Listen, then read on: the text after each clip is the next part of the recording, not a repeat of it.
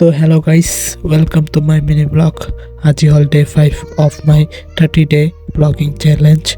So ৰাতিপুৱা উঠি কিনে কি কৰিলোঁ, জুই পোৱালোঁ। তাৰপিছত ছাগলীটো বান্ধি দিব গ'লোঁ। মই আৰু মইনা ছাগলীটো বান্ধি দি ৰাস্তাত ভিডিঅ' বনাই আহি আছোঁ।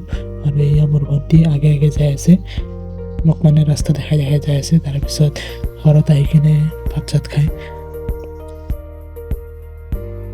গীটাৰ বজালোঁ। গীটাৰ বজাৰ ট্ৰাই কৰিলোঁ, মানে শিকি আছোঁ ন গীটাৰ, এনেই ট্ৰাই কৰিলোঁ। গান চানটো বজাব নাজানো। তাৰপিছত মোৰ ভণ্টি আহি বজালে, তাইৰ লগত অলপ এনজয় কৰিলোঁ।